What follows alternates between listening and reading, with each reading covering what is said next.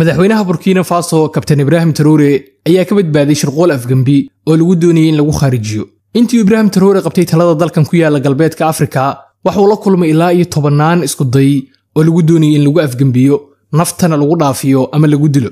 Waxa uu noqday madaxweynaha ugu badan ee galbeedku isku dayeen dalkiisa.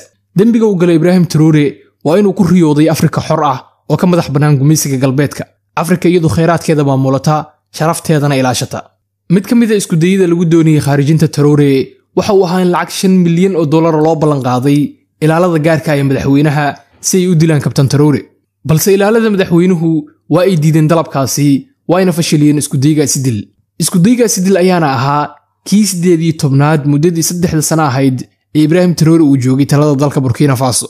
marar badan ayay ku guuleysteen galbeedku inay dilaan halyeeye badan oo doonayay inay Afrika ka xoreeyaan gumeysiga, balse markan waxay awoodooda isugu geeyeen siday u khaarijin lahaayeen madaxweynaha dhalinyarada ee Burkina Faso Kabtan Ibrahim Traoré. war-saxaafadeedkan uu soo saaray Isniintii 22 bishan Afraad, wasiirka ammaanka ee Burkina Faso Mahamadou Sana ayaa kaga warbixiyay shirqoolkan. dhanka kale, Mareykanka oo ku eedeeyay Kabtan Traoré inuu la wareegay maamulka dahabka dalkiisa si uu isagu xoog ugu haysto dalkaasi, iyagoo adeegsanaya generaal Mareykan oo madow ama African American. balse intaynanu galin mawduuceenan isku dayga dil ee fashilmay, fadlan waxaan ka codsanay inaad like saarto muuqaalka, si share gareyso loo wadaagta asxaabtaada, aad iyo aad baad u mahadsantahay. marka hore, Burkina Faso waa dal aan loo kiraa oo aan bad lahayn, kaasi oo dhaca galbeedka qaaradan Afrika, gaar ahaan deegaanka loo yaqaan Saaxil. dalkani waxa uu xuduud la leeyahay dalalka Mali, Niger, Togo, Ivory Coast, Ghana iyo sidoo kale Benin. dalkani waa dal majority-giisa ama bulshadiisa intiisa ugu badani ay yihiin dad muslimiina. Burkina Faso waxaa ka jira kooxo argagixiso oo tiro badan, kuwaas oo ay dawladdu dagaalo joogta ah kula jirto. kooxahan ayay tiradoodu gaaraysaa ilaa 3 kooxood, kuwaas oo kala ah Jamaacat Nasrul Islam wal Muslimiin oo hoostaga Al-Qaacida, dawladda Islaamka ah ee Saxaraha Weyn oo iyaguna hoostaga Daacish, iyo koox kale oo lagu magacaabo Ansarul Islam. kooxahan argagixiso ayaana gacanta ku haya ilaa 40% dalkaas. sidoo kale, xaaladda dhaqaale ee dalkani waa mid liidata, walow uu dalkani dahab xad dhaaf uu soo saaro, balse uu ka qatan yahay dahabkiisa.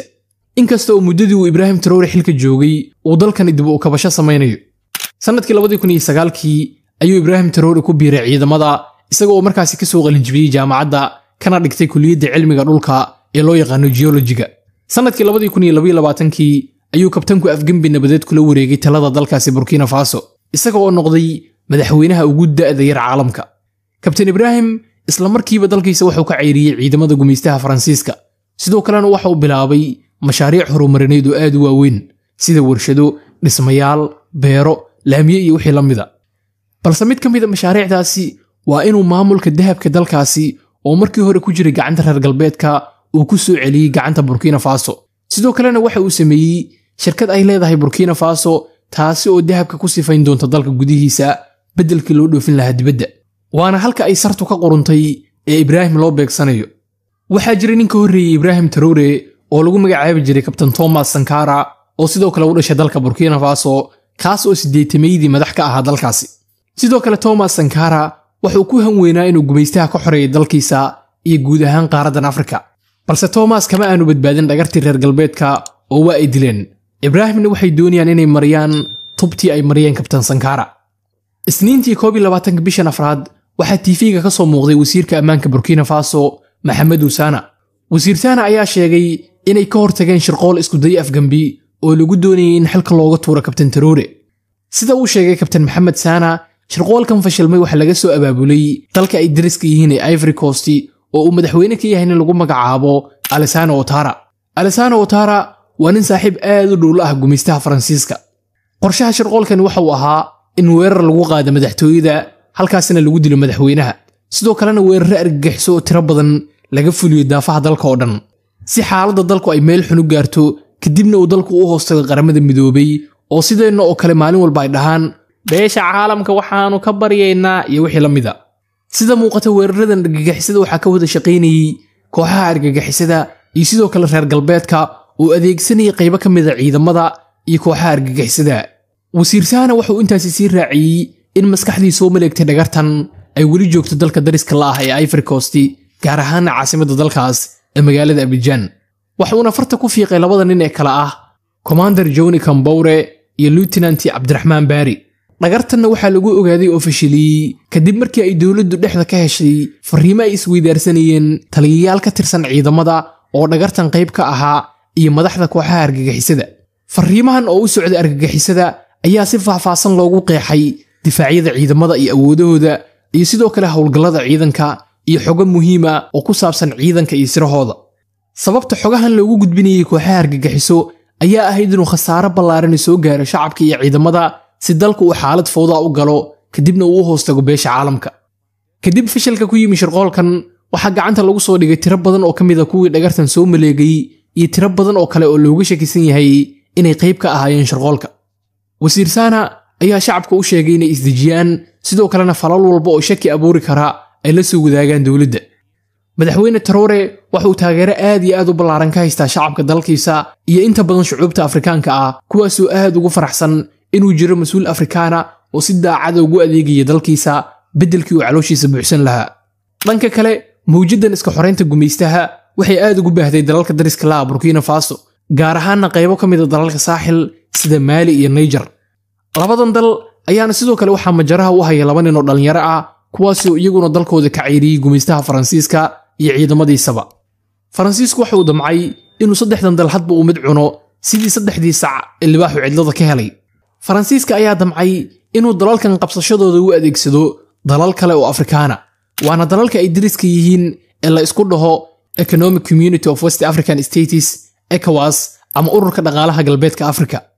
balse saddexdan dal ee Burkina Faso, Mali iyo Niger waxay kala saxiixdeen heshiis haddii dal ka mid ah lagu soo duulo in labada dal ay kale ay u difaacaan sidii inay dalkooda difaaciyaan oo kale. heshiiskanina waxa uu baajiyay in Faransiiska iyo Afrikaanka dabadhilifka u ahiba ay ku soo degdegaan saddexdan wadan. aynu imaano ninkan magaciisu waa Michael Langley. waa mid ka mid ah madaxda ciidamada Mareykanka ee Afrika uga qaabilsan ee loo yaqaan Africom. ninkani warbixin uu siinayay golaha sanadka Mareykanka ayuu ka yiri Ibrahim Traore waxa uu doonayaa inuu maamulo dahabka Burkina Faso ama dahabka dalkiisa si uu dalkaasi xoog ugu haysto oo isagu u kontaroolo. balse isla markiiba ninkan ayaa dadka Afrikaanka iyo dadka madowga ahiba ay aad ugu dhaliileen baraha bulshada iyagoo sidoo kale aad u difaaciyay Kabtan Ibrahim Traore sidoo kalena sheegay in Afrikaanka iyaga la isu adeegsado.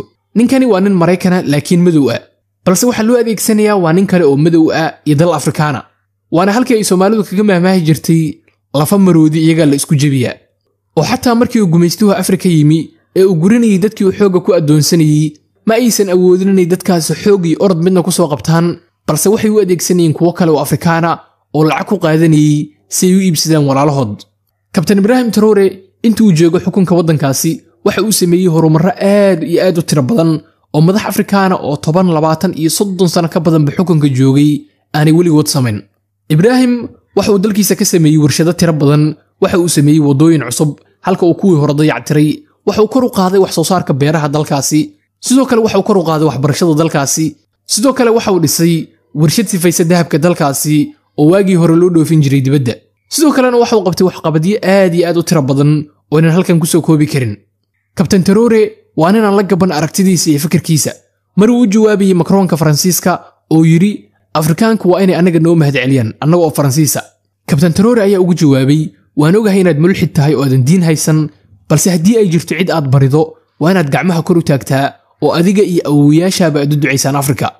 Kabtan Traore oo muslima sidoo kale waxa uu diiday mashruuc ay u soo bandhigeen Sacuudigu kaasoo ah in 200 oo masaajid laga dhiso dalkaasi. taas beddelkeeda wuxuu ka codsaday inay mashaariic kale dalka ka fuliyaan sida cisbitaallo, iskuulo, jaamacado iyo wixii la mid ah. sababtoo ah dhulka Ilaahay oo dhan ayaa masaajida oo ma jirto sabab uu qof gaajaysani uu ugu tukado masaajid lagu dhisay $100,000 waxaana ku filan kaliya xasiig ama salli geed hoostiisa yaala oo halkaasi jamaacada lagu xirto. arrinkanina waa mid ka mid ah dhibaatada inaga ina haysata oo waxaad arkaysaa masaajid lagu dhisay malaayiin iyo $100,000 oo ay ku tukanayaan dad xataa maalinkaas waxay cunaan aan haysan. Kabtan Ibrahim Traore sidoo kale waxa uu hagaajiyay xiriirka bulshada iyo isboortiga wadankaasi isagoo ciyaartooyda waaweyn ee Afrika sida JJ Okocha, Adebayor iyo qaar kale oo badan ku casuumay dalkiisa si kor loogu qaado isboortiga Burkina Faso iyo guud ahaan qaaradda Afrika. Kabtan Traore waa laacib kulankaasi dhowrkiisa gool waa ku toortay. ugu dambeyntii waxaynu alla ka baryaynaa in Kabtan Traore iyo dalkiisa iyo dhammaan bulshada xorta ah ay ka mid yihiin walaalaheen reer Qasa inuu alla taageero cadowgoodana uu jabiyo. aragtidaada ku saabsan arrinkan commentiga nagula wadaag aad baan kaaga mahadcelinayaa inaad la soo gaartay halkan fadlan ha ilowna like saarta muuqaalka si share garowsa la wadaagta asxaabtaada haddii aad nagu cusubtahay inaad nagu soo biirto wassalaamu calaykum waraxmatullaahi wabarakaatuh